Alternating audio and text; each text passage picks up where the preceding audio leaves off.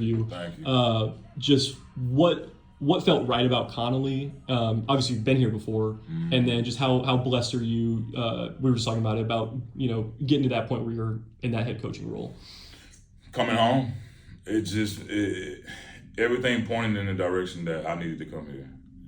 Connally, like we said before, Connally is like family. We're one big happy family here. And when I got the opportunity and the opportunity presented itself, talked to the fam, and obviously my wife, she was on board. And it was kind of a no-brainer because of the people, man. I'm a people person, and there's a lot of great people here. And I couldn't turn that down to be able to come back and, do something that I've dreamed of doing with the people that I really love. Mm-hmm. What's the benefit of having someone who knows so much ball and Terry Garrick right by your side? He was just on those sidelines, and Jennifer, you were here when he was on those sidelines too, and y'all learned under Shane. And I mean, just how cool is it to have him right here with you? It's cool, man, because I was here 2 years, and we built that bond. We worked closely together, and to have somebody like him that's been through it and understands it, and he gets it. To have somebody like him in my back pocket, man, it's like a cheat code.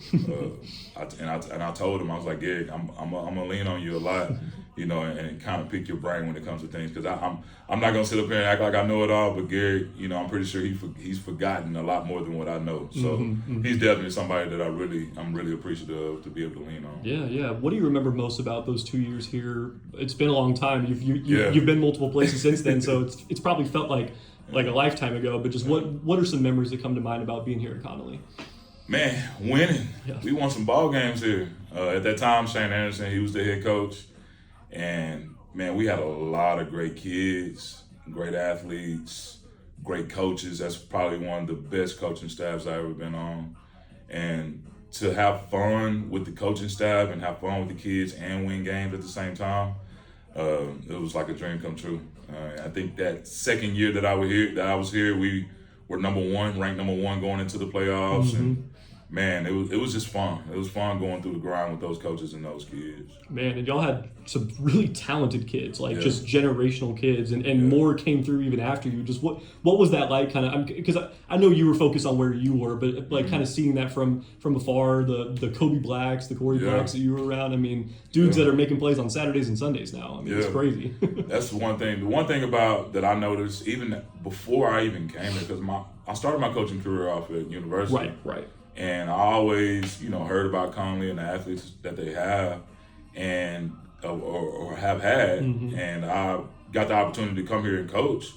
And I saw it for myself. And I was like, man, there's some dudes here. And even after I left, still seeing that lineage of brothers come through. Because a lot of those kids that came in after the JV on Sundays, the Corey Blacks, they were the little brother. They were the younger brothers of those guys. And I got the opportunity to see them play in junior high, but obviously I kept an eye on them as they got to high school, and they just flourished, man. So it's here, like the talent's here, and on top of that, they're great kids. Right. What have been your early impressions of the kids you have now? I mean, I know you're still learning names around here. But there are a lot of good people here in this place. Yeah. Again, we still got great kids, man. These kids. My first day, they made me feel welcome, because you know how it can be having new leadership coming in, and kids are bought into a particular coach, and that can be a hard transition, especially for the older guys. Because in my experience, it's harder for those seniors to get used to that new leadership, and I haven't noticed not one bad response or any bad energy towards me since I've been here. Yeah. And that really kind of put me at ease, because, that's one thing coming in that I was worried about, man, how are these kids going to respond, especially the older guys, to that new leadership. And it's been nothing but great. Yeah. It's been nothing but great. Do you feel like they're going to respond more to you being a younger, look, there's nothing wrong with like an older guy being a head coach, but I mean, you're still young, you're kind of fresh into this thing. Is there some kind of positive energy there too? It is. Yeah. It is. And the crazy thing is, one of the coaches mentioned to me, he was like, since you've been here, man, it seems like the kids got way more energy even than coaches. And that's just what I am. I know we was talking earlier. I'm an energy guy. Right. Like I'm big on how you approach things. So now when the kids are coming down to athletics, we got music going and just getting the energy right.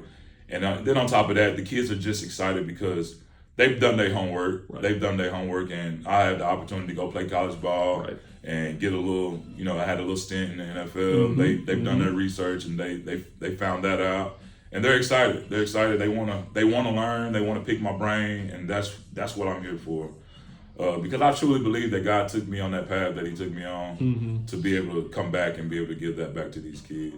What did you learn from Coach Sam over all those years? And it seems like he's kind of leaned on you in a lot of ways too. Organization and just how to lead other grown men. Being in a position of leadership, I would say that is one of the toughest things, leading other adults and holding them accountable. And he just showed me the processes and the systems to make sure that, we're all on the same page. And I think the one thing that helps out with that I've learned from him is just communication, having that open communication. I think if you're communicating and you're getting your point across and you're not leaving any area of, no gray area when it comes to that communication aspect, and you and the coaches are on the same page, I think that helps a lot. So just learning that communication standpoint and being very transparent about things, I think that was one of the main things that I learned. Yeah, it makes sense. And remind me, just so I have it straight, so you had the NFL stint, and then did you go straight to university? Was that your first job, or did you have like a high school job before that? No. So when I finished playing in the NFL, when I finished playing in the NFL, I moved back because my last team was with the Chicago Bears. Right. And I moved back here to Texas. And I actually worked in the oil field for about 2 years and realized that it wasn't for me. Because, playing in college, I had a full scholarship and I never really had to work. And then those 2 years that I had in the NFL, I mean, you can consider that work, but it really wasn't work to me. So having to jump straight into the workforce, that was something that I wasn't really used to. And I called one of my high school coaches, and luckily I stayed in contact with him. And I was like, Coach, this is not for me, man. I said, I think I want to coach. I want to get back around the game of football. And he told me what I needed to do in order to get certified. And once I passed my test, I gave him a call, and he had 3 jobs waiting on me. And one of them was with him at university, and that's where my coaching career started. Man, and so you went from there, was it to Connally after that, and then the rest? Yeah, I was at university for 2 years. Yeah. I came here for 2. Nice. And then I was at Houston High Tower for 1, and then Bowie for 5. Man, just what do you feel like you personally have learned in each of those roles, and what gives you the confidence that you can kind of translate that into kind of a newer role, kind of overseeing everything now? Yeah, just learn how to build relationships. Like, I'm big on that. That's the number one thing when it comes to the kids. I've learned how to build relationships, and every year I try to reinvent myself. Like, I'm a big clinic guy. I go to a lot of football clinics, and not only for the X's and O's. It's about, I try to figure out different ways, different strategies to build relationships, not only with the kids but with the coaches. Because I think if you can build a relationship with them, with the coaches and the kids, I think, both of those, like the coaches and the kids, will be able to run through the wall for you. What's most fun about, like, I know you've been more of like an offensive coach. What's the most fun part about being on that side of the ball? And I'm not saying that you don't know defense, but I'm just saying like you have been more on that side. Yeah, man. Me personally, I get a kick out of just like play action pass. Believe it or not, play action pass and RPOs. Man. Like, I love it's like just the beauty of the offense and just seeing it evolve and work. Because as you know, we don't get to recruit our kids in high school, so you have to evolve as a play caller every year, and your offense may change every year. And just seeing that come into play and seeing it work, it's so fun to me, And just when you practice it and you all get on the same page, the coaches and the kids get on the same page, and just to see it flourish on Friday nights, man, it's fun to watch. Last thing I'm going to ask you here, I know it's so early in your journey here, but what's the first primary focus for you just for the rest of the spring and then the summer and then leading into the fall whenever the grind ramps up, I guess? Build on the culture. We got to build on the culture and make the kids understand what that looks like. I talked to the kids the other day, and every year I go to the state playoff games at AT&T, and those teams that play in those games every year, they look a particular way, right? They act a particular way. Their habits are different.